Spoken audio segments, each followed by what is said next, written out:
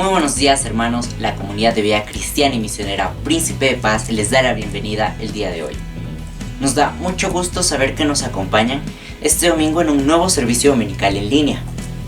Esta mañana continuaremos con el estudio del libro de Daniel.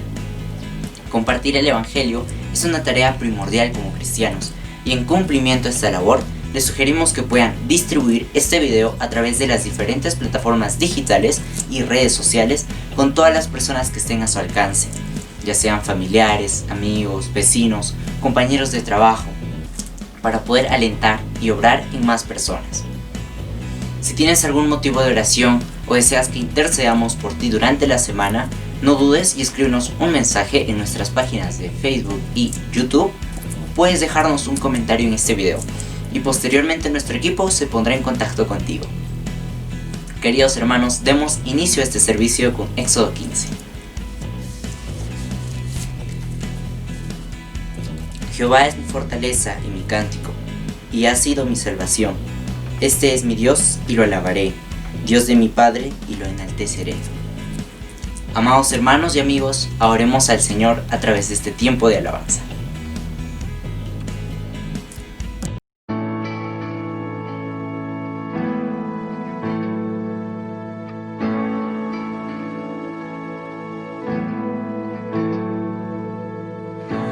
Glorioso Salvador, divino Redentor, me postraré ante ti.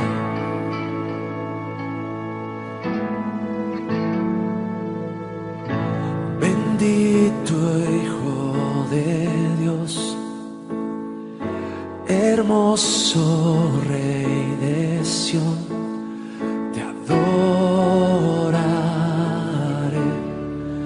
y así declararé: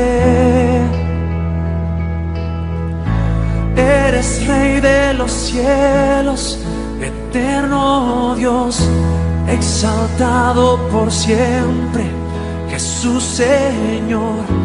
Tú gobiernas en toda la creación, oh Cordero inmolado, eres Señor.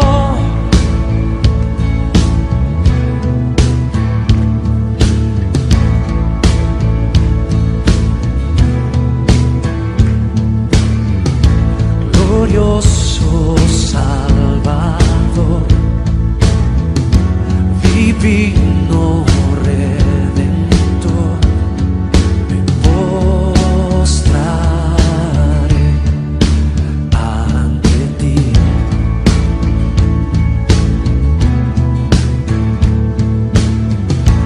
Bendito Hijo de Dios,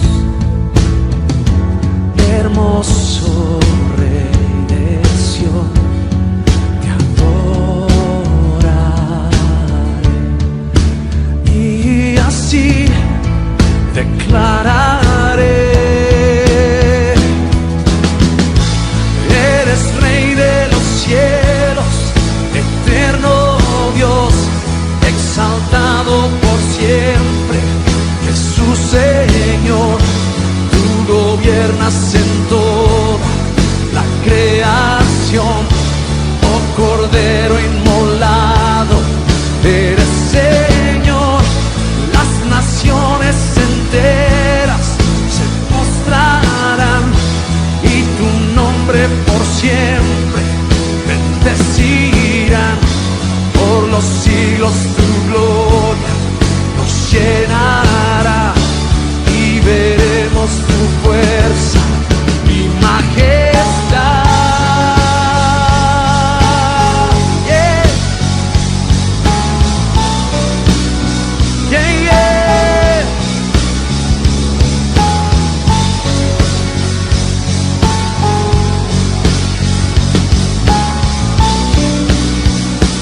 Yeah, yeah. Eres Rey de los cielos, eterno Dios, exaltado por siempre, Jesús Señor. Tú gobiernas en toda la creación, oh Cordero inmolado, eres Señor. Las naciones enteras se postrarán y tu nombre por siempre bendecirán. Por los siglos tu gloria nos llenará y veremos tu fuerza y majestad. Oh yeah. Eres Rey de los cielos, eterno Dios, exaltado por siempre, Jesús Señor. Tú gobiernas en toda la creación, oh Cordero inmolado, eres Señor. Las naciones enteras se postrarán y tu nombre por siempre bendecirán. Por los siglos tu gloria nos llenará y veremos tu fuerza y majestad. Oh yeah, yeah. Si te exaltamos, Cordero de Dios, te exaltamos, Cordero de Dios, por siempre, por siempre.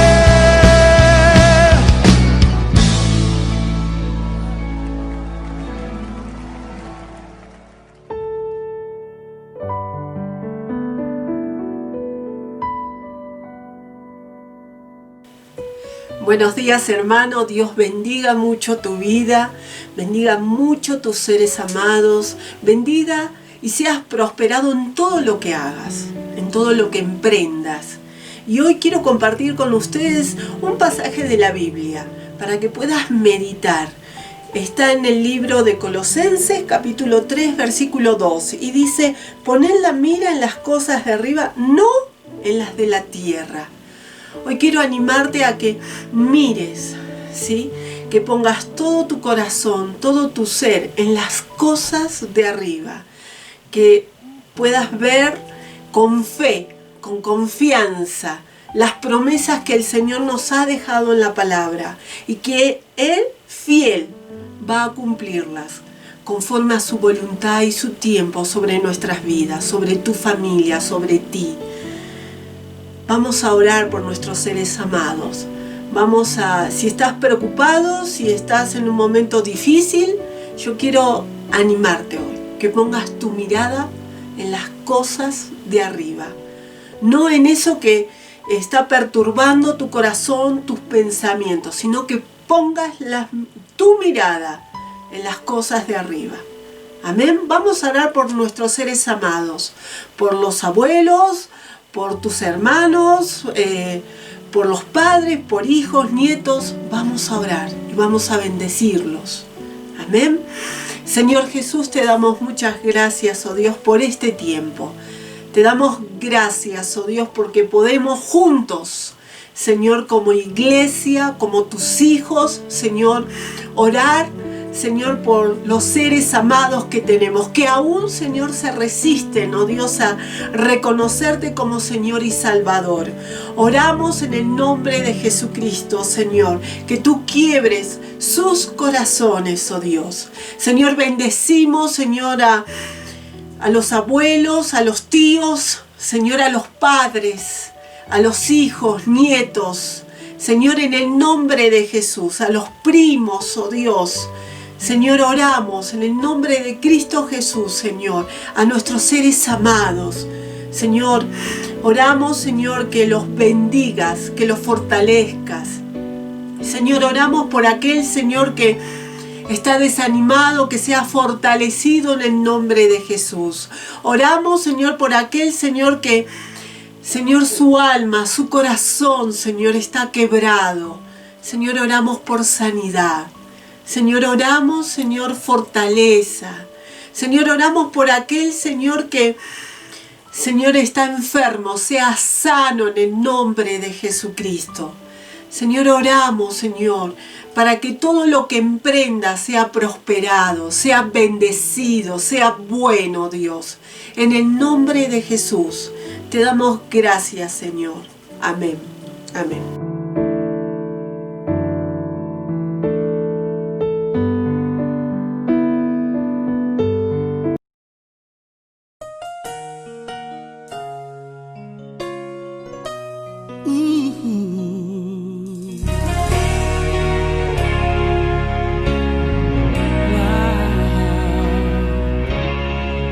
David llamó a Siba y le preguntó: ¿hay alguien de la casa de Saúl quien yo pueda ayudar?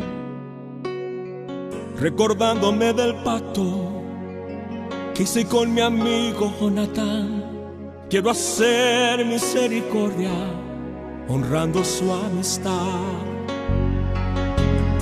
Y Siba le respondió: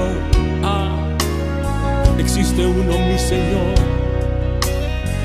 que habita en Lodebar, tierra de tristeza y dolor, donde reina la maldad y la miseria es realidad. Es una tierra sin sueños, Señor, lugar de favor. David pregunta a Siba: háblame más de este hombre, por favor, ya díganme su nombre. Señor, se llama Mefibosé, mas él no puede andar. Es inválido, Señor, no se puede ni arrastrar. Manda a llamar a este hombre, que con él yo quiero hablar. Dile a Mefibosé que el rey lo mandó a llamar. Y mirándole a los ojos le dijo estas palabras: lo que era tuyo te devolveré, voy a restituir lo que la vida te robó. El último en la casa de Saúl ya no será más aquel a quien nadie le da valor. Vas a vivir en la casa del rey, vas a comer en la mesa del rey, vas a vestir las ropas del rey, vas a sentarte al lado del rey. La miseria nunca más conocerás, un adiós a lo de bar tú vas a dar. Tu vida nunca más será igual, el rey te mandó a llamar. El rey te manda a llamar en esta hora. Y escucha bien lo que él quiere decirte en este momento. Lo que era tuyo te devolveré, voy a restituir lo que la vida te robó. El último en la casa de Saúl ya no será más aquel a quien nadie le da valor. Vas a vivir en la casa del rey, vas a comer en la mesa del rey, vas a vestir las ropas del rey, vas a sentarte al lado del rey. La miseria nunca más conocerás, un adiós a lo de bar tú vas a dar. Tu vida nunca más será igual, el rey te mandó a llamar.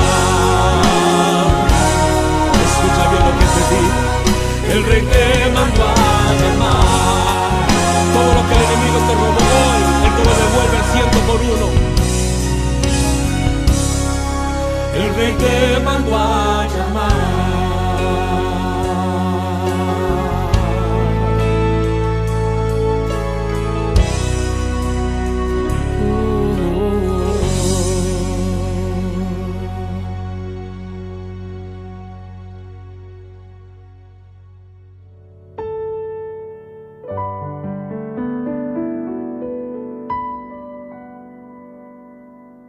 Buenos días, queridos hermanos y hermanas. Dios les bendiga a cada uno de ustedes. Hoy, domingo, un día más en donde podemos reunirnos por la gracia y la misericordia de nuestro Dios. Y tenemos este tiempo para poder pedir y orar a nuestro Dios con respecto a las misiones. Amigo misionera, amiga misionera, queremos recordarte que no estás solo. Tienes a un Padre, a un Dios todopoderoso, quien te acompaña todos los días de tu vida. Y nosotros como iglesia, como hermanos y hermanas, también tenemos esa obligación de poder clamar, suplicar a nuestro Dios por cada uno de ustedes. Les invito a abrir su Biblia en el libro de Hebreos, capítulo 12, versículo 12 en adelante. Dice lo siguiente: puestos los ojos en Jesús, el autor y consumador de la fe, el cual por el gozo puesto delante de él sufrió la cruz, menospreciando el oprobio, y se sentó a la diestra del trono de Dios. Considerad a aquel que sufrió tal contradicción, de pecadores contra sí mismo, para que vuestro ánimo no se canse hasta desmayar, porque aún no habéis resistido hasta la sangre, combatiendo contra el pecado, y habéis ya olvidado la exhortación que como a hijos se os dirige, diciendo: Hijo mío, no menosprecies la disciplina del Señor, ni desmayes cuando eres reprendido por Él, porque el Señor al que ama disciplina y azota a todo el que recibe por hijo. Si soportáis la disciplina, Dios os trata como a hijos, porque ¿qué hijo es aquel a quien el Padre no disciplina? Esta mañana, amigo misionera y amiga misionera, quiero yo animarte. Si tal vez te has sentido en cierta ocasión con los desánimos, con esas ganas de seguir predicando, de seguir evangelizando, has perdido ese interés, te has sentido desanimado, pues es momento que levantes la cabeza. Es tiempo que tú sigas y avances con el propósito de nuestro Señor, alcanzando nuevas vidas, personas que necesitan de la salvación de nuestro Padre. No perdamos el tiempo, no perdamos esa oportunidad, sigamos avanzando como hijos de Dios, aceptando la disciplina, la corrección de nuestro Padre y proclamando su evangelio por todas las naciones. Acompáñenme a esta oración. Oremos. Bendito Dios, te damos gracias por este día, Señor. Gracias por habernos reunido una vez más. Y en este momento queremos pedirte como iglesia, Señor, por cada uno de nuestros hermanos y hermanas que son parte de las misiones, que se han dedicado, Señor, desde muy tiempo atrás. Tal vez muchos de ellos han sido instruidos desde niños, desde que eran pequeños, y ahora de grandes, Señor, pues han salido a diferentes pueblos, regiones, a diferentes comunidades de diferentes países para llevar tu palabra, para llevar tu evangelio, Señor. Cuando ellos se sientan solos, cuando se sientan tal vez sin ganas, tal vez hayan perdido las fuerzas, el valor, se hayan sentido avergonzados o hasta el punto de sentirse desmayados, Señor, te pedimos que tú seas quien los guíe, quien los levante, Señor. A través de tu Espíritu Santo, Padre, te rogamos que tú vuelvas a poner en ellos ese interés, los ánimos, las ganas de seguir llevando tu palabra, tu evangelio, Señor, por las diferentes comunidades, por aquellos pueblos aún no alcanzados por tu evangelio, Padre. Tú eres quien nos da, Señor, todo lo que necesitamos. Tú eres quien suple cada una de nuestras necesidades. Y a ti venimos, Señor, esta mañana para clamarte por esta obra misionera, Señor, para que no pare, para que no se detenga por nada del mundo, sino que siga en pie, siga adelante, Señor, hasta alcanzar al último hombre, Señor, de la tierra, hasta el último rincón de este planeta, Señor. Te lo pedimos en el nombre de Jesús, Señor, nunca nos abandones. A pesar de nuestras infidelidades, Señor, tú estás para perdonarnos, Padre, y te damos gracias por todo ello. Gracias porque tú nunca abandonas a tus hijos y siempre estás al tanto, pendiente de cada uno de ellos, Señor. Gracias porque tú has levantado, Señor, a estos hombres, a cada uno de tus hijos que se dedican en este ministerio. Levantaste, Señor, familias enteras y se dedican a esta obra. Y tú, Señor, sigue ayudando. Y te pedimos en el nombre de Jesús como iglesia, Señor, por todos estos hombres, que a lo largo de todo este periodo, a lo largo de todos los siglos, Señor, que han pasado, pues han entregado sus vidas, han entregado, Señor, muchas cosas, Señor, por llevar tu palabra, por llevar tu evangelio, Señor. Y te agradecemos en el nombre de Jesús para que tú sigas fortaleciendo y ayudando, Señor, a esta obra. Amén.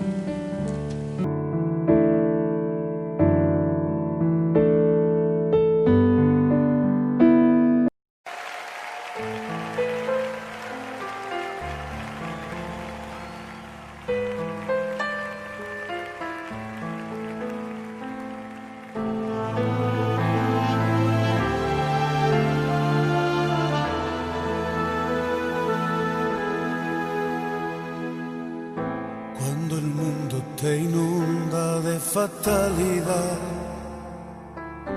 y te agobia la vida con su mucho afán y se llena tu alma de preocupación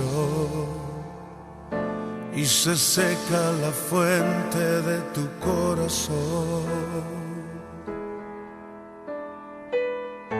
Cuando quieres huir porque no puedes más, porque solo te sientes entre los demás y no hay más en tus ojos brillo y emoción, y se cierra tu boca porque no hay canción.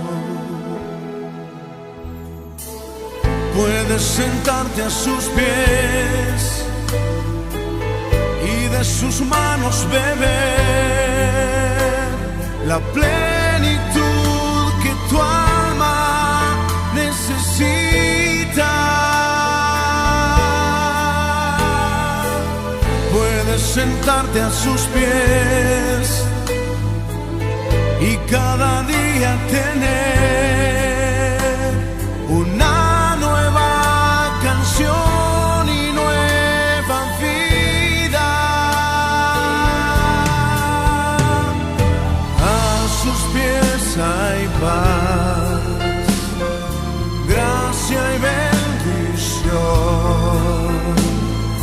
A sus pies tendrás luz y dirección, la plenitud en él nunca se agotará. Puedes descansar en su presencia. Descansa en él en esa noche.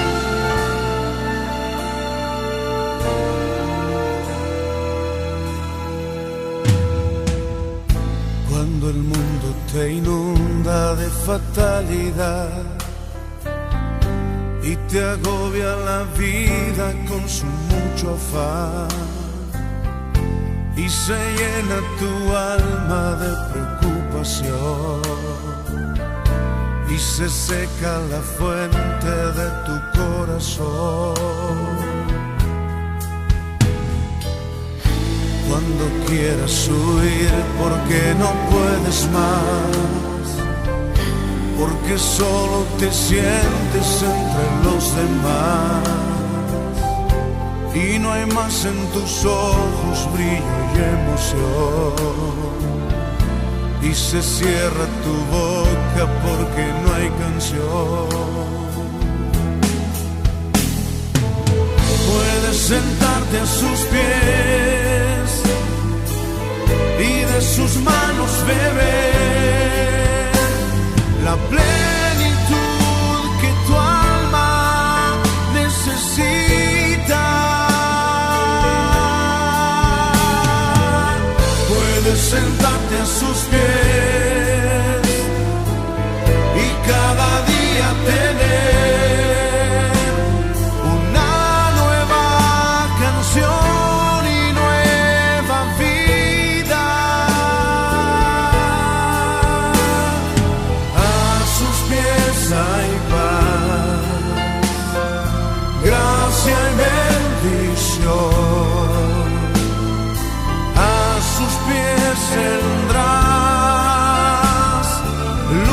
dirección,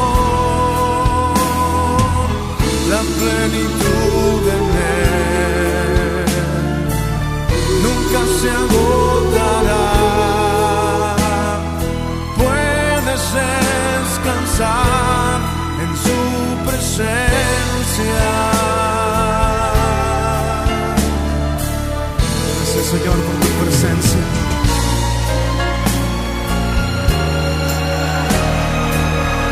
Levanta tus manos al cielo y descansa en Él en esta noche.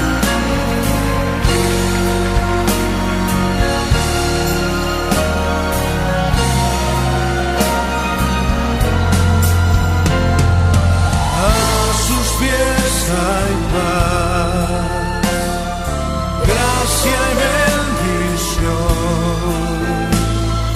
A sus pies tendrás luz y dirección, la plenitud en Él nunca se agotará. Puedes descansar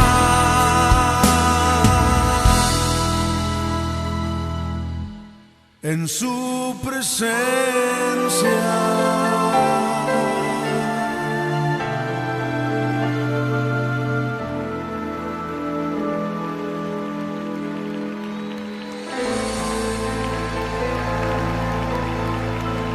Oh, sí, Señor.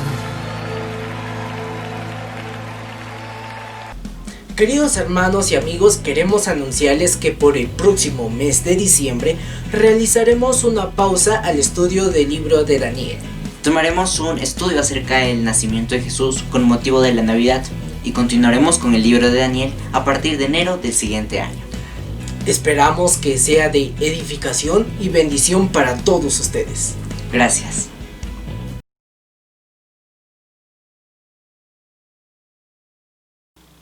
Muy buenos días, queridos hermanos y amigos. Bienvenidos a nuestro servicio en línea aquí en Príncipe de Paz. Y también te damos la bienvenida a esta serie de estudio bíblico del libro de Daniel. Juntos venimos aprendiendo capítulo a capítulo las verdades más importantes que podemos encontrar en este fascinante libro. Si tú tienes un comentario, alguna pregunta, déjanos saber. Y por favor deja tu comentario al pie de este video. Para nosotros será todo un gusto estar en contacto contigo y también acompañarte en oración a través de esta semana. Muy bien, el día de hoy veremos el capítulo 8 del libro de Daniel y veremos acerca de una visión que tiene Daniel con respecto a un carnero y a un macho cabrío. Sin embargo, antes de ver de lleno el capítulo 8, veamos algunos aspectos y nos ubicaremos otra vez en la historia. Daniel con sus compañeros han sido transportados muy jovencitos, a la edad de 18 o 20 años probablemente, desde Jerusalén hasta Babilonia en el año 605 a.C.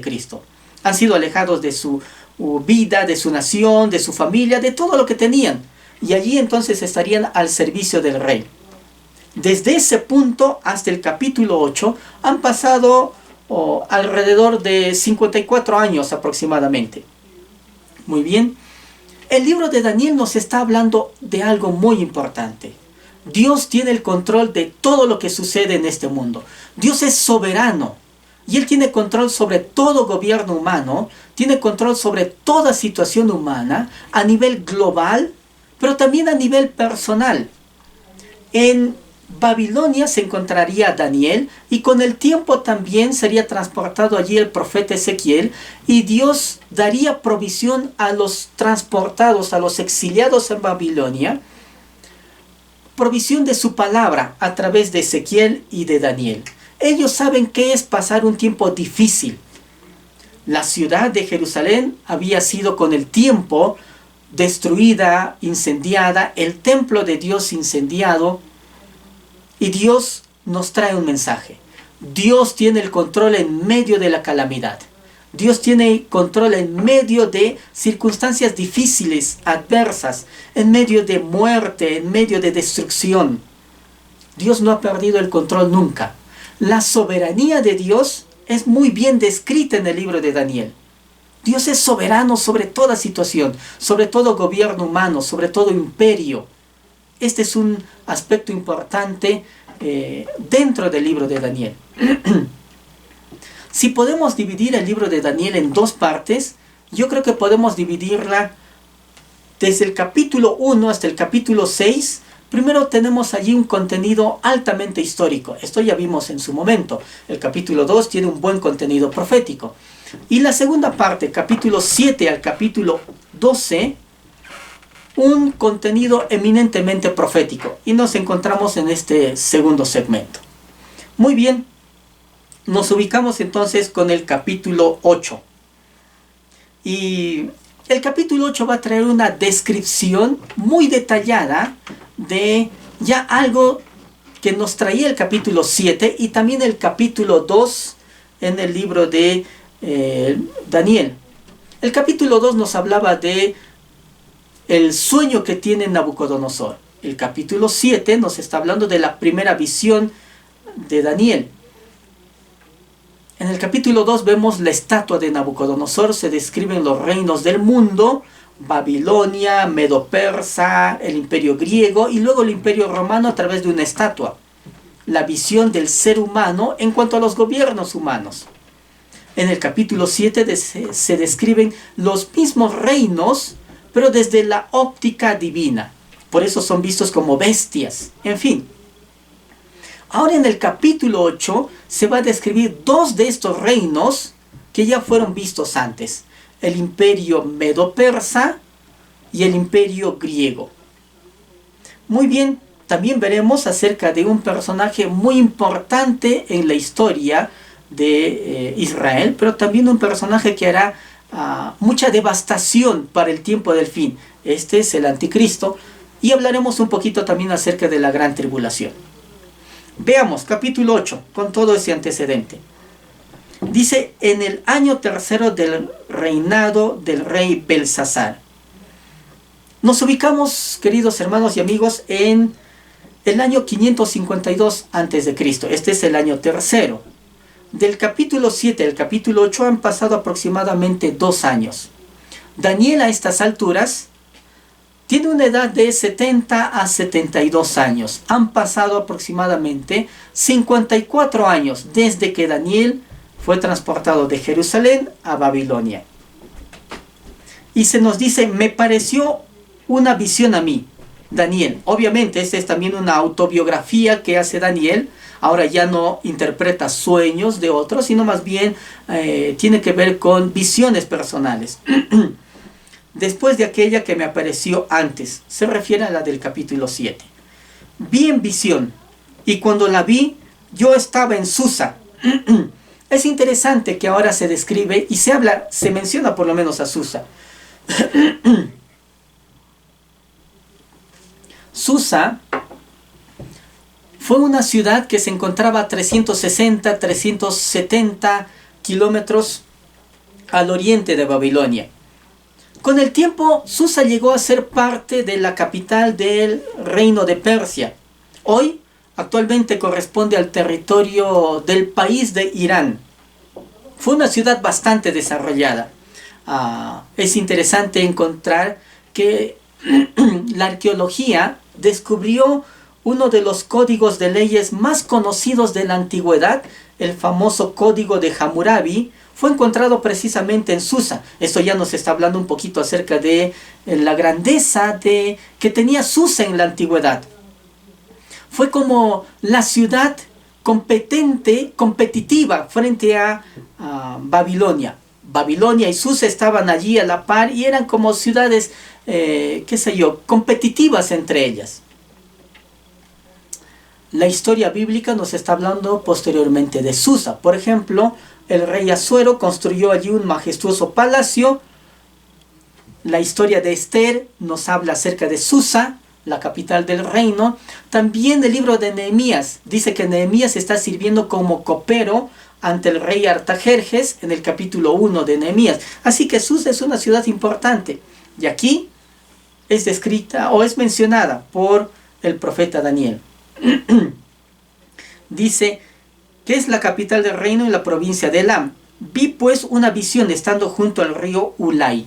El río Ulai sería como el río canal de riego para Susa. Ese sería como el equivalente un poquito al río Quebar en Babilonia. ¿Ok? Versículo 3 dice, alcé los ojos y miré, y he aquí un carnero que estaba delante del río, y tenía 2 cuernos, y aunque los cuernos eran altos, uno era más alto que el otro, y el más alto creció después. Se describe a un carnero. Ahora es interesante la descripción que hace Daniel acerca de este carnero. El carnero va a ser la representación del imperio medo-persa. Este imperio que es descrito proféticamente ya en el capítulo 2, en la visión de Nabucodonosor, en el sueño de Nabucodonosor, por el pecho y los brazos de plata. En el capítulo 7 es descrito como un oso, una bestia semejante a un oso. Fuerte, robusto, en fin. Aquí se describe como un carnero. En fin, podemos considerar aquí algo. Los 2 cuernos representan a los reyes de Media y de Persia. Fue el imperio medo-persa fue la unión de el reino medo y el reino persa. Los medos y los persas, descrito en el capítulo 7 del libro de Daniel, en el versículo 5 también. Dice, tenía 2 cuernos, y aunque los cuernos eran altos, uno era más alto que el otro.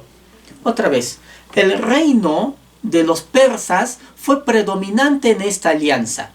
Precisamente aún todavía esto se resalta más cuando Ciro el Grande asume el poder.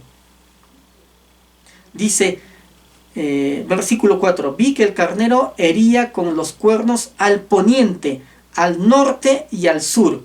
Esto puede ser una referencia, ya que el carnero es una representación simbólica del imperio medo-persa. Entonces también, como se nos dice en el capítulo 7 del mismo libro, esa bestia semejante a oso tiene en su boca 3 costillas. Y aquí se nos dice que hiere con sus cuernos al poniente, al norte y al sur. Otra vez, la referencia de conquista que tiene el imperio medo-persa. Al poniente, eso sería al oeste. La referencia que se tiene en cuanto a la conquista a Babilonia. Al norte, la conquista a Lidia. Al sur, la conquista a Egipto. 3 estandartes importantes que tuvo el imperio medo-persa en sus conquistas. Dice, y que ninguna bestia podía parar delante de él. Ni había quien escapase de su poder. Y hacía conforme a su voluntad y se engrandecía. Aquí podemos encontrar algo interesante. ¿Sabes? Hay un historiador del siglo IV llamado Marcelino. Él dice que el gobernante persa, cuando se presentaba frente a sus ejércitos, él se colocaba la cabeza de un carnero. Precisamente así también, con un carnero es descrito en estos versículos al imperio medo-persa. Muy interesante esta relación. El versículo 4 nos dice, y hacía conforme a su voluntad y se engrandecía. Otra vez vemos aquí un asunto importante. La arrogancia. La arrogancia de un imperio, de un gobierno que trata de estar por encima de todo. Y tal vez piensa, ok, aquí nadie me va a frenar. No olvides que el imperio medo-persa surge de la alianza de estos 2 reinos. Forman un gran ejército que en su momento no tuvo quien le haga frente. Ya fue el imperio medo-persa que conquistó mucho territorio. Fue tal vez el imperio más grande hasta ese punto de la historia. Y eso les lleva a un nivel de arrogancia, de jactancia, de orgullo, de vanagloria. Es lo que otra vez dice uno de los teólogos, le llama el síndrome de Lucifer. La arrogancia, la vanagloria, algo que destruye al ser humano. Cuidémonos de este aspecto. Cuando viene la arrogancia, al corazón del hombre. Es otra vez como un cáncer, la jactancia, que destruye el interior, lo noble que tiene el ser humano. Siempre es algo de lo que todo hombre, toda persona tiene que cuidarse, todo ser humano. En fin, continuemos. Dicen los versículos 5 en adelante: mientras yo consideraba esto, he aquí un macho cabrío venía del lado del poniente sobre la faz de toda la tierra. Este macho cabrío va a venir a representar al imperio griego. Desde luego, el imperio griego vino y conquistó al imperio medo-persa, por lo menos para el año 333 a.C., viene y se hace de el dominante en el mundo antiguo. Es una representación al imperio griego. Es muy interesante que descubrimientos arqueológicos posteriores de nuestro tiempo descubrieron dibujos históricos que representaban al ejército griego con el dibujo de un macho cabrío. Este macho cabrío con un solo cuerno. Fue la representación histórica de los ejércitos griegos. Y aquí también la Biblia describe interesantemente al imperio griego con un macho cabrío. Dice que este venía del lado del poniente. ¿Por qué del lado del poniente? Porque precisamente es el oeste, y del oeste viene el imperio griego, con referencia desde luego a Susa, donde se encuentra Daniel en cuanto a la visión. Dice, sobre la faz de toda la tierra sin tocar tierra. Sin tocar tierra. Sobre la faz de la tierra. Viene sobre, casi sobre el aire. En el capítulo 7, el imperio griego fue descrito como una bestia, como un leopardo. Un leopardo que es caracterizado por la velocidad. Y este leopardo en el capítulo 7 tiene 4 alas. Está hablando de la velocidad con la que el imperio llega a conquistar el mundo. Aquí en este capítulo 8 se dice sobre la faz de toda la tierra sin tocar tierra. Precisamente así fue el imperio griego. Abarcó tan rápido, en tan poco tiempo, no solamente el imperio o el territorio del imperio medo-persa, que ya fue amplio, fue bastante, fue grandísimo, sino también mucho más. El imperio griego aún llegó hasta territorios que tenían que ver con la India, hasta territorios muy lejanos, cosa que ningún imperio hasta ese entonces había llegado. Nos dice, y aquel macho cabrío tenía un cuerno notable entre sus ojos, un solo cuerno. Es la referencia a su rey, el rey Alejandro Magno. Y vino hasta el carnero de 2 cuernos que yo había visto en la ribera del río, y corrió contra él con la furia de su fuerza. Es como el imperio griego conquistó al imperio medo-persa. Y lo vi que llegó junto al carnero y se levantó contra él y lo hirió. La conquista. Para el año 333 a.C., el imperio griego se hizo el amo y señor del mundo antiguo. Y le quebró sus 2 cuernos. Y el carnero no tenía fuerzas para pararse delante de él. Lo derribó, por tanto, en tierra y lo pisoteó. Y no hubo quien librase al carnero de su poder. Aquí tal vez podemos ver incluso algo muy personal. ¿Sabes? Cuando el rey Jerjes fue e invadió Grecia, dirigió un ejército de más de 1,5 millones de soldados, con más de 300 barcos. Fue una invasión grandísima para el tiempo antiguo.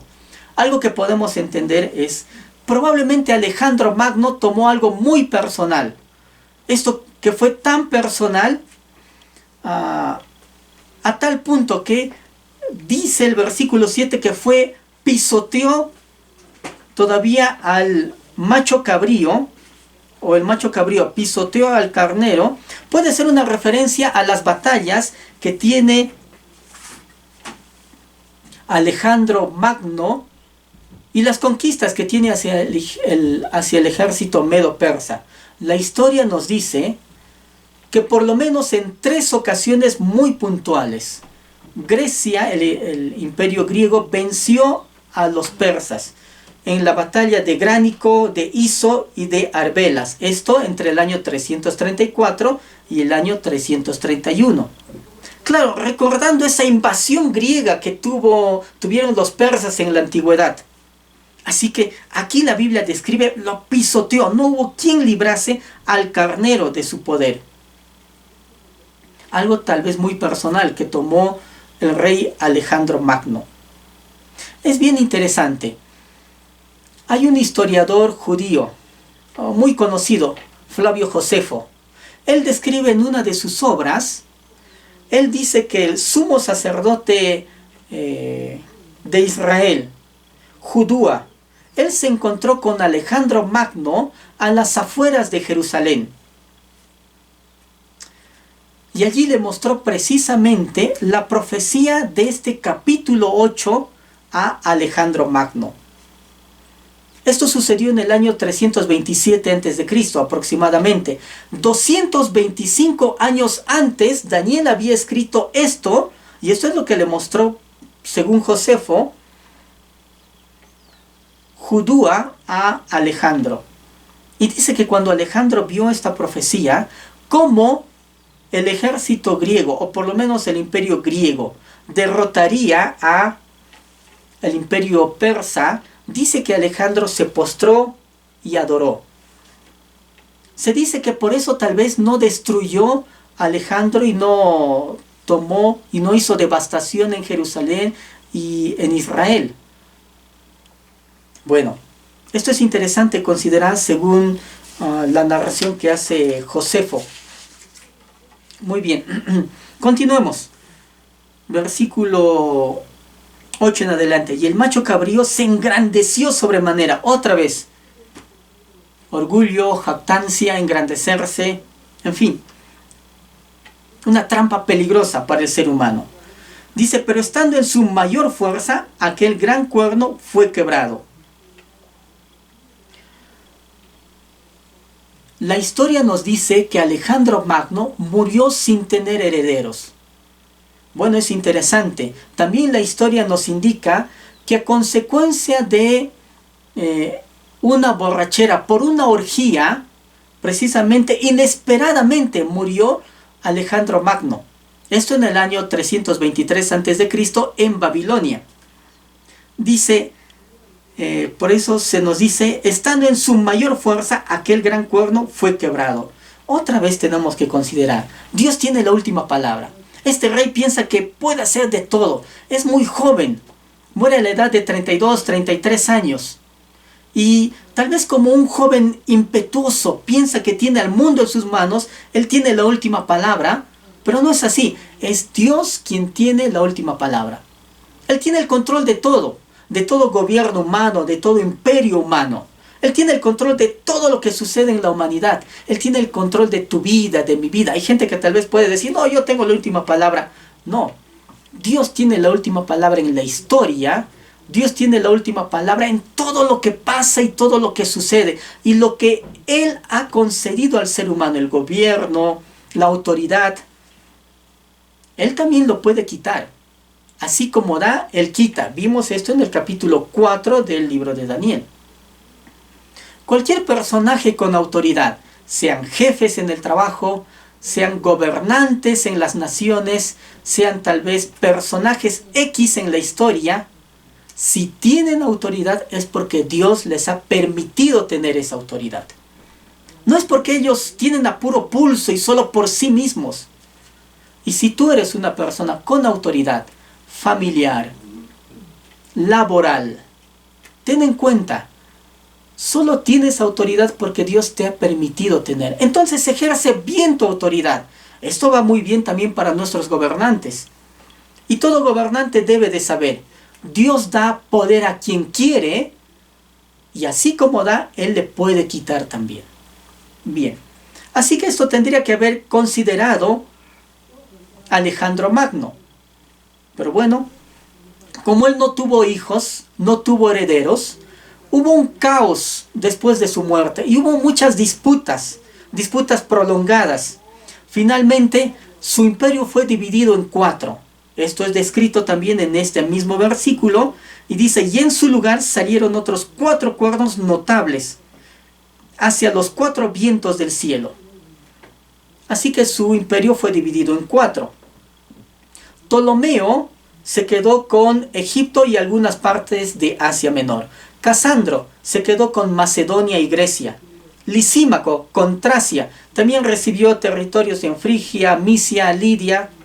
Y Seleuco se quedó con la zona de Siria, abarcando sector de Israel y hasta Mesopotamia. Nos dice más adelante: y de uno de ellos salió un cuerno pequeño, que creció mucho al sur y al oriente y hacia la tierra gloriosa. Hermanos, de aquí en adelante vemos algo muy interesante. Lo que veremos no solamente es la descripción de un rey que viene a futuro para Israel, sino también a alguien quien causaría devastación para Israel, para nuestro futuro, para el tiempo del fin, y también para toda la humanidad. Así que se nos dice: de uno de ellos salió un cuerno pequeño que creció mucho al sur y al oriente y hacia la tierra gloriosa, y se engrandeció hasta el ejército del cielo, y parte del ejército y de las estrellas echó por tierra y las pisoteó. Primero veremos un primer cumplimiento. Ten en cuenta algo: la profecía bíblica puede tener un doble cumplimiento. No solamente fue escrita para que se cumpla una vez. La misma profecía, cualquiera que estudie profecía, eso puede ver que la profecía tiene la posibilidad de un múltiple cumplimiento o doble cumplimiento. Este es el caso precisamente de esta profecía. En un primer momento podemos ver que la historia corrobora que se cumplió esto con uno de los reyes descendientes de Seleuco. Seleuco heredó, no olvides, la zona de Siria, Israel y Mesopotamia. Este rey llamado Antíoco IV, le gustaba que le llamen Epífanes, luego veremos un poquito por qué, gobernó entre el año 175 y 164 a.C. Él había heredado el reino del norte y aunque tuvo un comienzo muy insignificante, con el tiempo va a crecer. La Biblia nos dice en el versículo 9, creció mucho al sur porque trató de hacer guerra y conquistar el territorio de los Ptolomeos, que estaban gobernando el sector de Egipto. Y al oriente, porque también trató de llegar hacia el sector de la India otra vez y hacia la tierra gloriosa. Llegó pues hasta Babilonia, Mesopotamia, todo ese sector. No abarcó mucho más de lo que fue su antecesor Alejandro Magno, desde luego. Dice: y se engrandeció hasta el ejército del cielo. Puede ser una referencia inmediata de este rey que tomó y conquistó Israel, ya que Israel se encuentra, Dios dio, ahora hay algo interesante para considerar, Dios dio un territorio muy estratégico a los hebreos, precisamente el sector de Medio Oriente.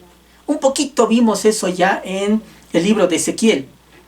Y aquí vemos otra vez que Israel se encuentra territorialmente entre los del norte, que son Siria, y los del sur, que están en este momento los de Egipto. Y se encuentra en una encrucijada de paso entre los reinos que están bien a oriente y los que están en occidente. Israel se encuentra precisamente en esa encrucijada de caminos, de cruces. El que tomara dominio de Medio Oriente cercano tomaba dominio del mundo conocido, rutas comerciales, por allí pasaban los ejércitos, en fin. Así que todo el mundo quería disputarse la tierra de Israel. Y también los sirios, y este rey Antíoco no tiene un deseo ajeno, también piensa en lo mismo. Así que cuando va a tomar invasiones para tomar territorio del sur, va a pasar por Israel. Y va a ser algo curioso, va a conquistar Israel, este Antíoco Epífanes. Varios historiadores están hablando acerca de estas conquistas. Uno de ellos, un erudito, Wilmington, él nos dice que cuando fue y tomó Israel, asesinó a más de 40,000 judíos. Y otros 40,000 judíos fueron vendidos como esclavos. Así que por eso la Biblia tal vez nos dice, se engrandeció hasta el ejército del cielo y parte del ejército y de las estrellas echó por tierra y las pisoteó. Hizo devastación. Terrible fue la situación histórica que vivió Israel en este tiempo, el tiempo intertestamentario. Y aún se engrandeció contra el príncipe de los ejércitos, y por él fue quitado el continuo sacrificio, y el lugar de su santuario fue echado por tierra. Así que tenemos que entender que este rey Antíoco IV hizo mucho desastre en la tierra de Israel. Y describiremos un poquito más. Dice, a causa de la prevaricación le fue entregado el ejército junto con el continuo sacrificio, y echó por tierra la verdad, e hizo cuanto quiso, y prosperó. Esto es bien interesante considerar. Fíjense, versículos 3 en adelante. Entonces oí a un santo que hablaba, y otro de los santos preguntó a aquel que hablaba. Aquí encontramos que hay un diálogo probablemente de seres angelicales, y Daniel está escuchando esto. ¿Hasta cuándo durará la visión del continuo sacrificio y la prevaricación asoladora, entregando el santuario y el ejército para ser pisoteados? Podemos encontrar aquí algo. La Biblia nos dice que echó por tierra la verdad. Hizo cuanto quiso y prosperó. Así que se le permite prosperar a este rey de la antigüedad. Para nosotros de la antigüedad, para el tiempo de Daniel, un rey para el futuro. Se le permite. Dice, y a causa de la prevaricación le fue entregado el ejército. Tomó el control de todo lo que estaba en Israel, del pueblo judío. Y el pueblo judío fue sometido bajo el dominio de Antíoco IV. Este básicamente va a ser un prototipo de lo que después sería el anticristo. Y cuando estamos hablando de un prototipo, estamos hablando de alguien quien en pequeña escala va a hacer lo que haría después en el tiempo del fin el anticristo. Eso es un prototipo. Sería como una maqueta, ¿no? Uno cuando va a hacer un proyecto, primero hace una maqueta y es en pequeña escala. Esa maqueta, lo que después será en la majestuosidad de esa construcción. Así es, este Antíoco Epífanes es precisamente eso. Es una pequeña escala de lo que hará después el anticristo en el futuro. En contra de la nación de Israel, pero también en contra de todo gobierno mundial a nivel global. La historia refiere que Antíoco Epífanes ingresó a Israel, hizo devastación, y la narración nos da algo muy interesante en la Biblia. Nos dice, ¿hasta cuándo durará la visión del continuo sacrificio y la prevaricación asoladora, entregando el santuario y el ejército para ser pisoteados? Versículo 14. Y él dijo, hasta 2300 tardes y mañanas. Luego el santuario será purificado. Nos habla de 2300 tardes y mañanas. Esto es interesante ver. Hay varios eruditos que han hecho cálculos y quiero considerar algunos de ellos. Probablemente el cumplimiento resultó tal como se había profetizado, así que Antíoco Epífanes comenzó a profanar el templo cuando asesinó al sumo sacerdote Onías III. Esto sucedió el 12 de septiembre del año 171 a.C. Probablemente desde ese punto algunos están también tratando de considerar las 2300 tardes y mañanas. Y se cumpliría desde ese punto, 12 de septiembre, o algunos otros dicen 6 de septiembre, en fin.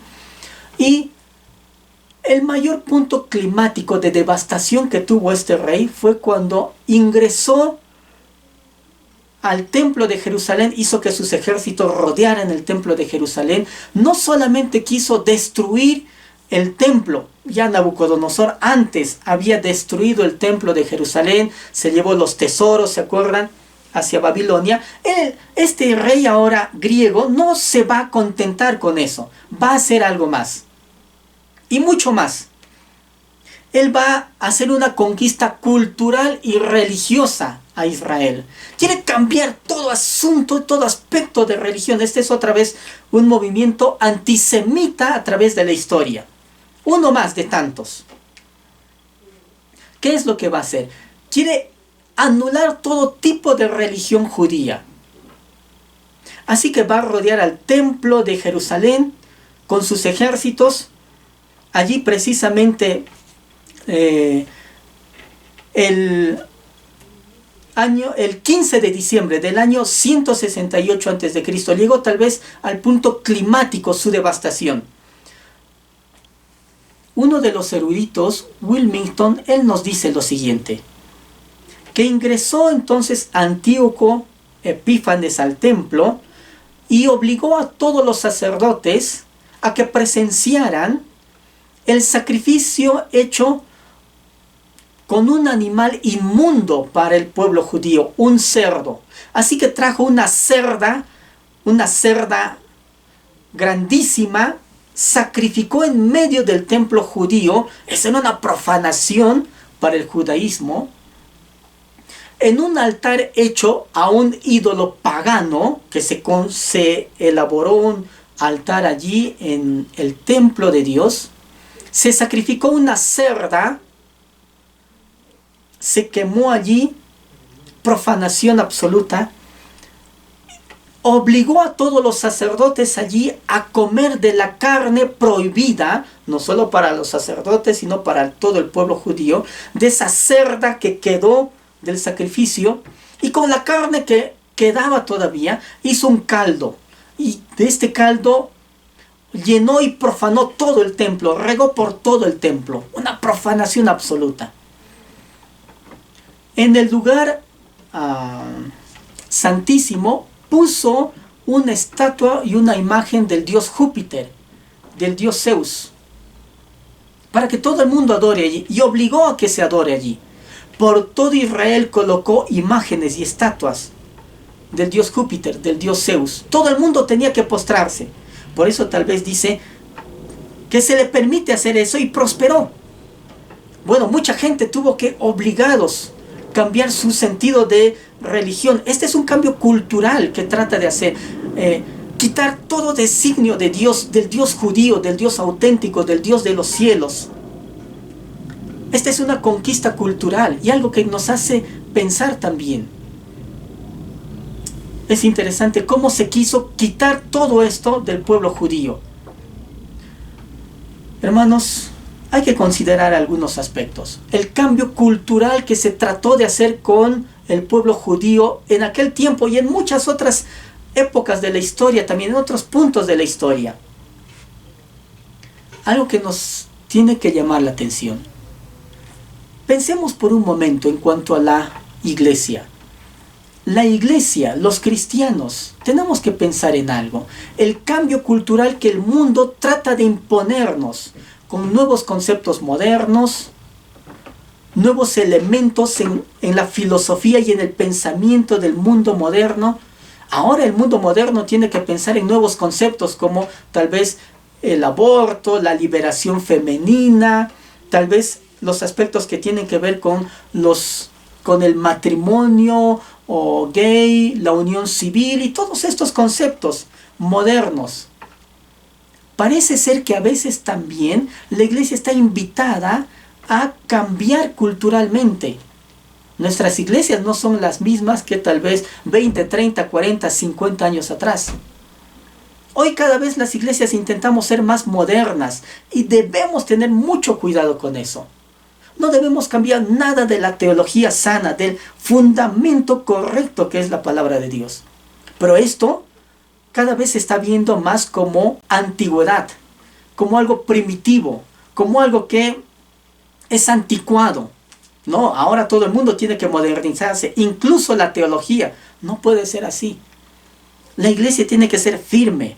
Y si va a cambiar, que cambie a los principios divinos, a los principios bíblicos, volver al fundamento bíblico. No más bien cambiar a los conceptos modernos que el mundo trata de imponernos. El mundo trata de cambiar culturalmente a la iglesia. Ya decía un autor, si la iglesia no influye en el mundo, es porque el mundo ya influenció la iglesia. Nosotros tenemos que impactar al mundo, no que recibamos el impacto del mundo y tratar de modernizarnos al estilo del mundo, con sus valores, sus pensamientos. Y esto es lo que quiso hacer en alguna medida este rey Antíoco, cambiar la identidad. Otra vez el mismo elemento que sucedió con Daniel y sus compañeros allá en Babilonia.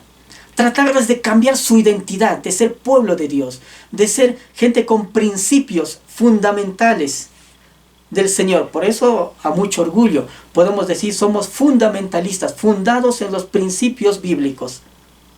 Y eso es lo que tenemos que tratar de ser. En fin. Pero no todos los judíos se doblegaron ante este rey Antíoco IV. A 27 kilómetros de Jerusalén, en un pueblo llamado Modila, estaba un sacerdote, uno de estos sacerdotes, digamos así, antiguos, Matatías. Él fue un sacerdote de la línea de los asmoneos, perteneciente a esta, digamos, a los asmoneos. Tenía 5 hijos. Uno de sus hijos, llamado Judas, con el tiempo fue apodado como Macabeo. Ese término Macabeo significa martillo. Ellos dirigieron una resistencia judía. Esta resistencia judía formó un ejército tipo de guerrillas y se levantó en contra de la dominación griega de Antíoco. Esto nos está contando el libro de Primera y Segunda de Macabeos, aunque son libros apócrifos, nos dan referencias históricas de lo que sucedió en el tiempo intertestamentario. Así que se levantó una rebelión judía en contra del dominio griego y el 25 de diciembre del año 165 lograron recuperar precisamente el templo judío y se volvió a instaurar el sacrificio a Dios, la adoración a Dios. Así que se recuperó el templo judío. En tiempos angustiosos todo fue, el Señor les concedió otra vez que volvieran a adorar de la forma que Él había estipulado. Probablemente entonces este cálculo de las 2300 tardes y mañanas podríamos considerar desde el año 171 probablemente hasta el año 165, 25 de diciembre, y cuadrarían las 2300 tardes y mañanas hasta el 25 de diciembre. En fin. Pero aquí podemos encontrar algo todavía, y quiero citar con ustedes el capítulo 24 del libro de Mateo. Estas son las palabras del Señor Jesucristo. Versículo 15. Dice: por tanto, cuando veáis en el lugar santo la abominación desoladora de que habló el profeta Daniel, el que le entienda. Daniel también nos va a hablar otra vez de este mismo hecho, y algo que es citado por el Señor Jesucristo. Así que no tuvo su cumplimiento total allí con lo que pasó en el tiempo intertestamentario. Jesús está hablando todavía de una abominación desoladora en el futuro. Y versículo 21 nos dice todavía: porque habrá entonces gran tribulación, cual no la ha habido desde el principio del mundo hasta ahora, ni la habrá. Entonces nos está hablando de un tiempo terrible, la gran tribulación, y de una abominación desoladora que viene en el futuro para Israel. Entonces podemos decir a ciencia cierta que este rey de la antigüedad, que para nosotros es historia, es un prototipo del anticristo que vendrá en el futuro. Porque la descripción de estos versículos calzan sí en alguna medida, pero no completamente con Antíoco IV. Entonces nos está hablando de un personaje que viene en el futuro. Teológicamente y bíblicamente le podemos llamar el anticristo. Este anticristo es alguien quien viene y hará devastación terrible.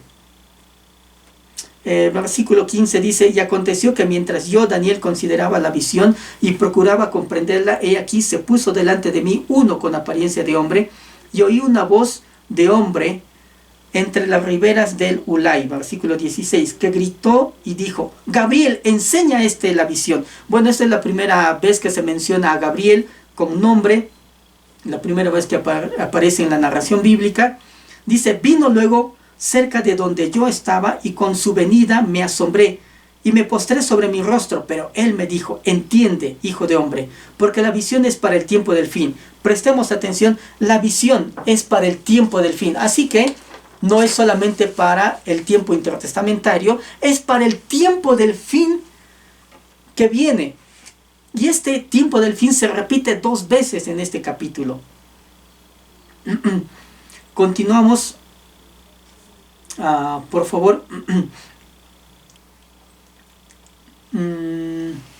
A ver, me quedé por aquí.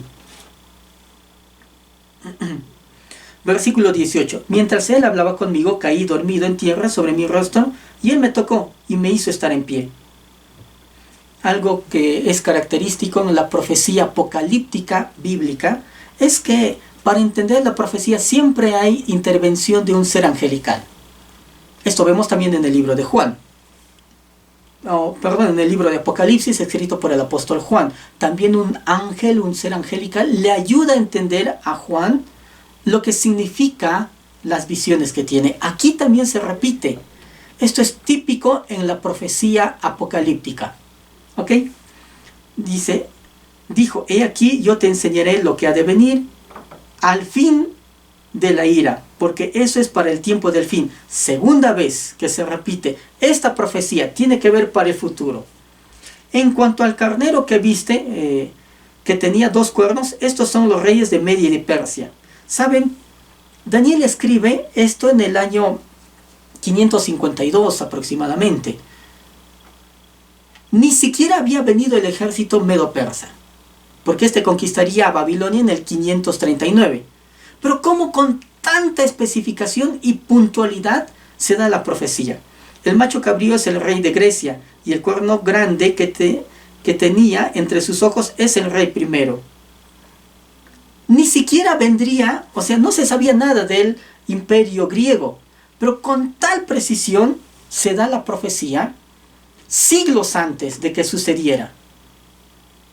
Muchos eruditos, o varios por lo menos, los eruditos modernos tratan de decir: no, el libro de Daniel no es profecía, es historia. Alguien escribió la historia en el tiempo intertestamentario después de que sucedió. No, la profecía es exacta, y profecía es eso, es contar la historia antes de que ésta suceda. Es exacto y preciso el designio de Dios. Esto es admirable. Dice: y en cuanto al cuerno que fue quebrado y sucedieron 4 en su lugar, significa que 4 reinos se levantarán de esta nación, aunque no con la fuerza de él. Los 4 generales que tomaron el poder del imperio griego a la muerte de Alejandro. Qué precisa que es la profecía. Y al fin del reinado de estos, cuando los transgresores lleguen al colmo, se levantará un rey altivo de rostro y entendido en enigmas. Aquí podemos ver el cuerno pequeño. ¿Qué descripción se tiene acerca del cuerno pequeño? Número 1, es un rey altivo de rostro. Ya vimos un poquito con Antíoco IV. Pero consideremos ahora la figura del rey que viene o de este soberano que viene en el futuro para el tiempo del fin, el anticristo. Tesalonicenses le llama el hombre de pecado, el inicuo. Dice que es altivo de rostro. Obviamente su actitud es de un rey arrogante. No se humilla ante nadie. Altivo de rostro es otra vez el mismo síndrome de la vanagloria, el orgullo. Se nos dice aquí, entendido en enigmas. Obviamente, es hábil para manejar las intrigas, los engaños. No es solamente que es astuto, él va a utilizar las artimañas del engaño, de tomar a otros por sorpresa con sus palabras, a su favor. Esta será la hazaña del anticristo. Y obviamente la Biblia no nos da, hoy en día muchos dicen, este puede ser el anticristo con nombre y apellido. Pero la Biblia nos da descripción del carácter y las características que tendrá el anticristo. En fin, no nos vamos a enredar nosotros demasiado en pensar quién puede ser el anticristo. Muchos han dicho a través de la historia puede ser este. Vamos a hacer la descripción de lo que la Biblia nos dice acerca del anticristo. Nos dice, y su poder se fortalecerá, mas no con fuerza propia, y causará grandes ruinas y prosperará. Ahora pensemos en algo, su poder se fortalecerá, mas no con fuerza propia. Claro, porque él toma del dominio que otros le dan y él toma ese dominio con astucia. Eso es lo que será también el anticristo. Y el capítulo 13 del libro de Apocalipsis nos habla de esta bestia que sube del mar, la cual hablamos en el capítulo 7. Es el anticristo, el que se opone a todo lo que tiene que ver con Cristo, sus designios y su adoración y a cualquier aspecto de divinidad. Dice que el anticristo toma y recibe el poder por Satanás mismo. Así es. Por eso tal vez aquí se dice, y su poder se fortalecerá, mas no con fuerza propia, porque en sí mismo no tiene poder. Pero es la fuerza de Satanás mismo quien le entrega el poder para que él ejerza dominio. Podemos pensar un poco en eso.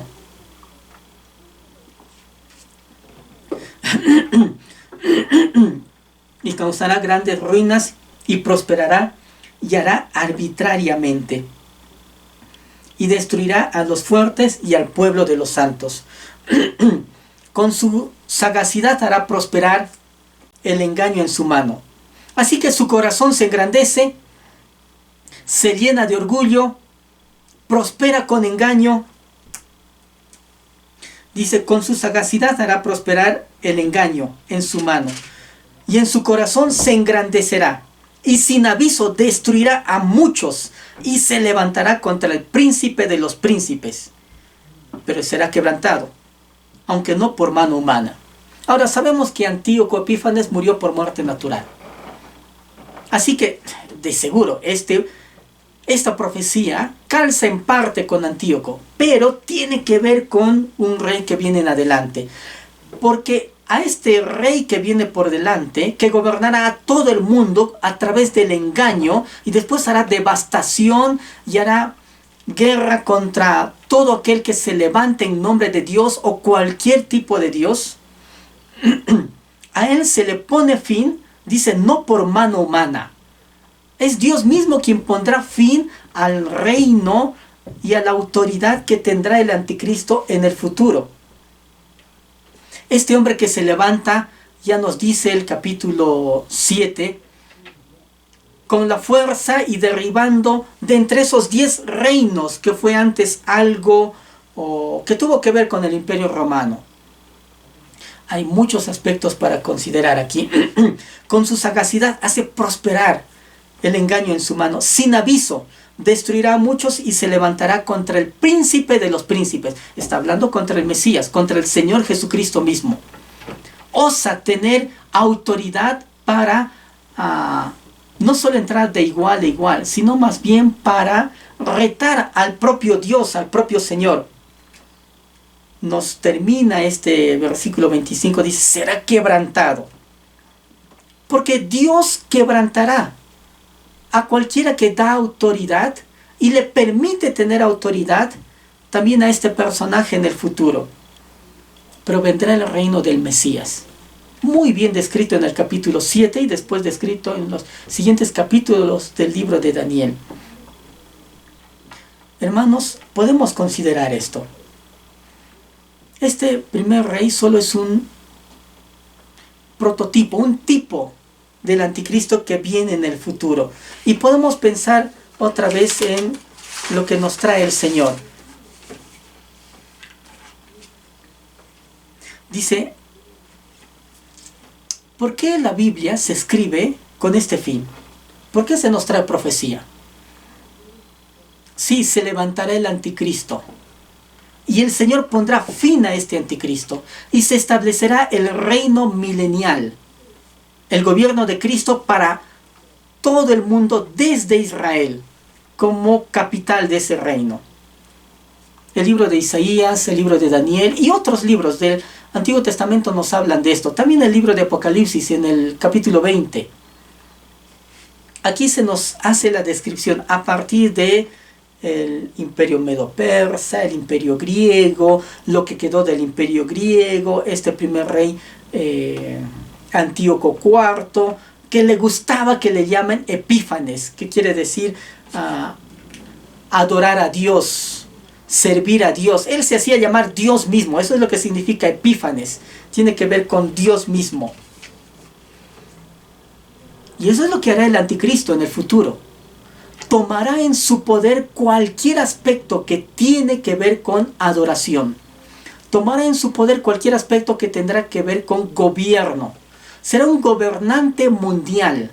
Será un ser que recibirá la adoración como si fuera Dios cuando no lo es. Y así entonces se instaurará el tiempo de la gran tribulación. Hermanos, la iglesia tiene que saber esto, la humanidad tiene que saber.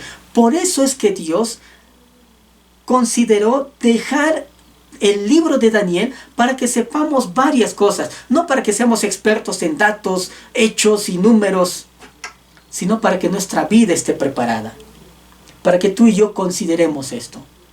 El versículo 26 dice, la visión de las tardes y mañanas que se ha referido es verdadera. Y tú guarda la visión porque es para muchos días, para el futuro. Y yo, Daniel, quedé quebrantado y estuve enfermo algunos días. Y cuando convalecí atendí los negocios del rey.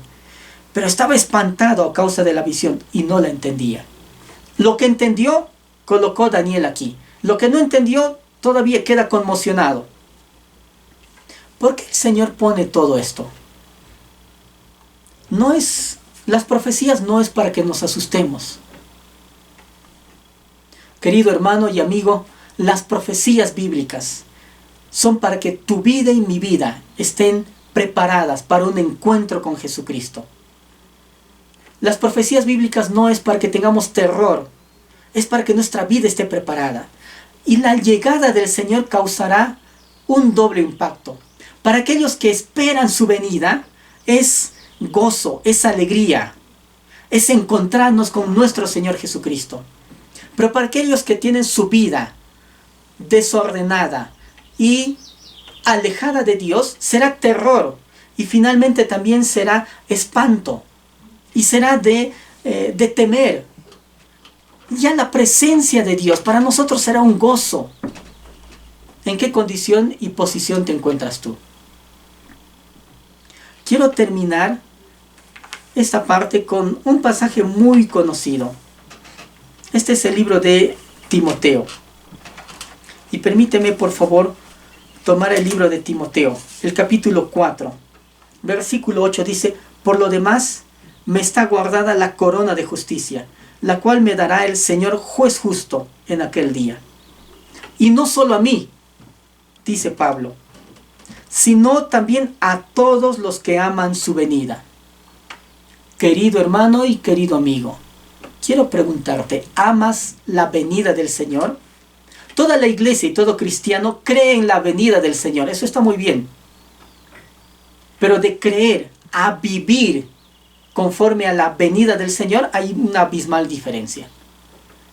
Y de creer a vivir, a actuar y a amar la venida del Señor, hay otro peldaño todavía.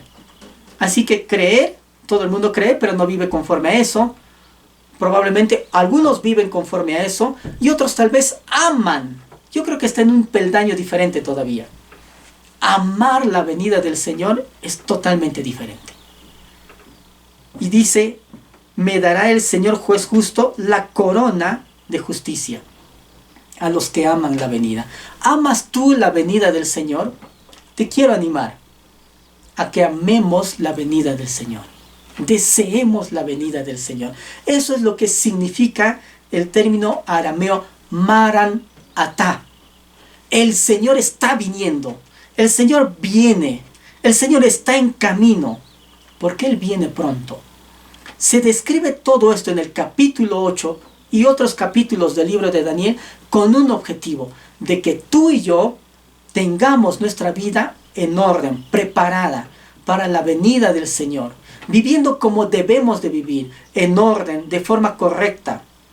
Y te quiero animar, si tú aún no tienes a Cristo Jesús en tu corazón, que puedas orar, hacer conmigo esta oración, permíteme guiarte.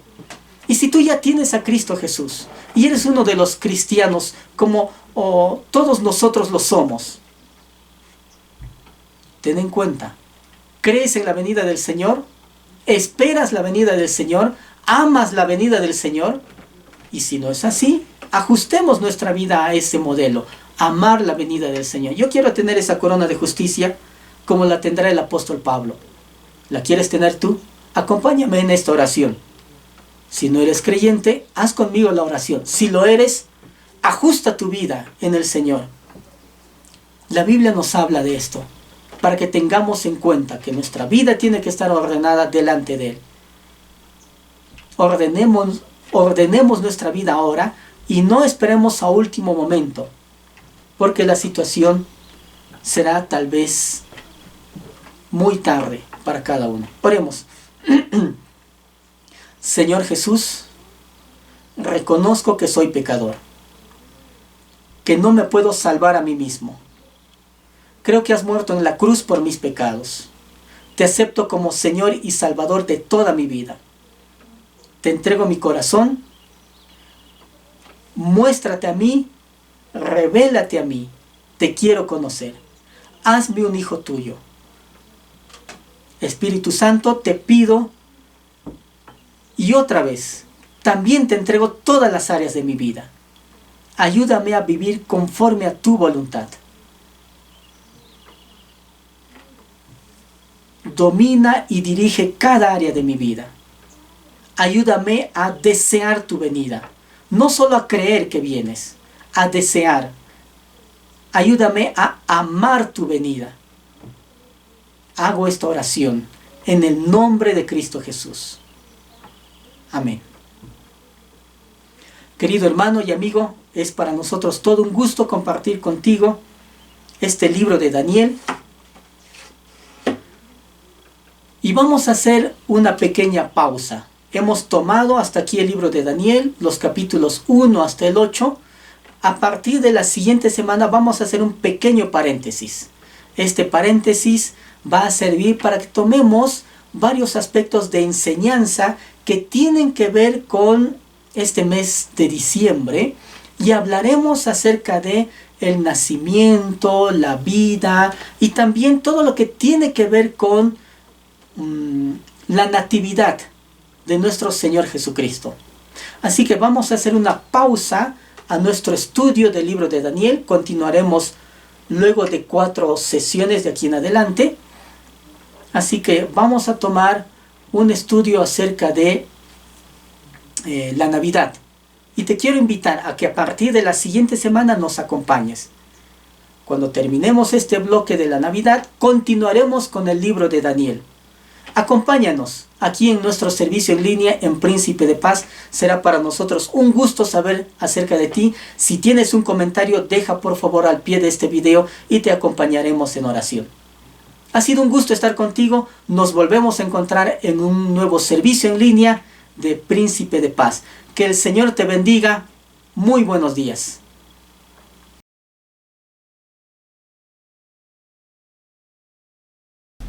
Queridos hermanos y amigos, queremos anunciarles que por el próximo mes de diciembre realizaremos una pausa al estudio del libro de Daniel. Tomaremos un estudio acerca del nacimiento de Jesús con motivo de la Navidad y continuaremos con el libro de Daniel a partir de enero del siguiente año. Esperamos que sea de edificación y bendición para todos ustedes. Gracias. ¡Aleluya!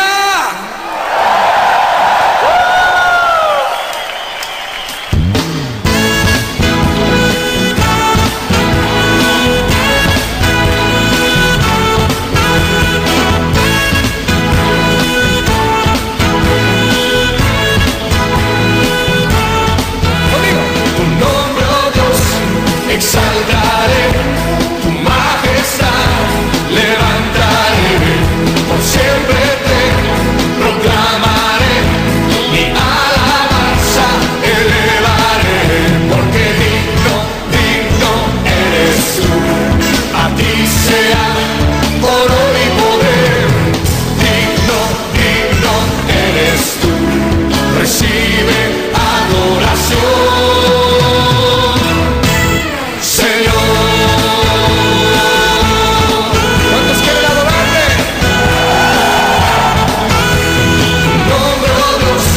Exaltaré tu majestad, levantaré, por siempre te proclamaré, mi alabanza elevaré, porque digno, digno eres tú, a ti sea honor y poder, digno, digno eres tú, recibe adoración.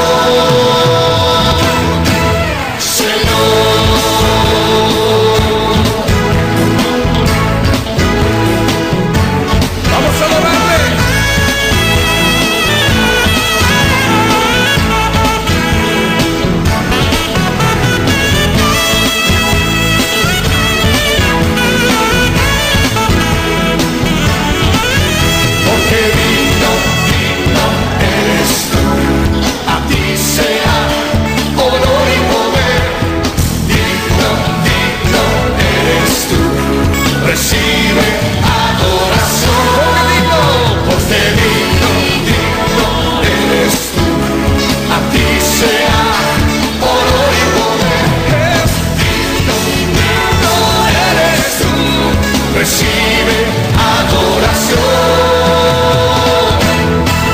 Señor, aleluya, vamos a hablar de arriba, sí, todos.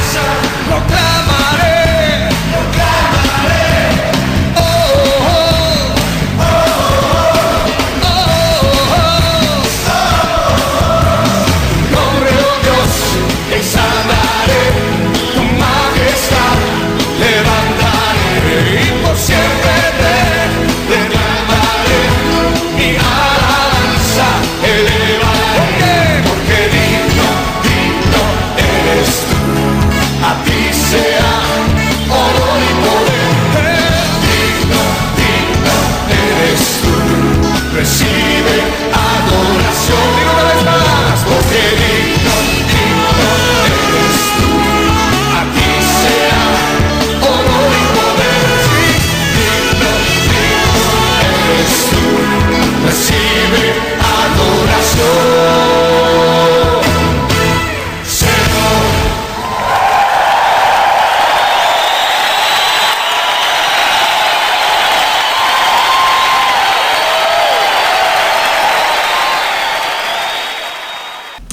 Queridos hermanos, esperamos que el estudio bíblico del capítulo 8 de Daniel haya sido de bendición y ayuda para todos ustedes durante esta semana. Antes de despedirnos, les recordamos que tenemos escuela dominical en línea todos los domingos a las 10 de la mañana. Si deseas aprender más de la Biblia, escríbenos un mensaje a nuestras distintas redes sociales y te daremos información detallada respecto a nuestros estudios bíblicos que se realizan de lunes a sábados en horarios diferentes. Puedes escucharnos también de lunes a viernes en nuestros programas radiales de 6 a 7 de la noche a través de Radio Jerusalén en el 630 AM o mediante nuestras transmisiones en vivo en el mismo horario por Facebook y YouTube. Tenemos reuniones de grupos familiares en línea los días martes, jueves y sábados a las 7 de la noche. Te invitamos a formar parte de nuestras reuniones para damas cada sábado a las 7 de la noche. Nuestras reuniones de jóvenes se realizan los sábados a las 4 de la tarde a través de plataformas virtuales. Si deseas mayor información o asistir a cualquiera de estas reuniones, escríbenos un mensaje al número que aparece en pantalla y nos pondremos en contacto contigo. Queridos hermanos, nos encontramos en el próximo servicio. Que Dios los bendiga.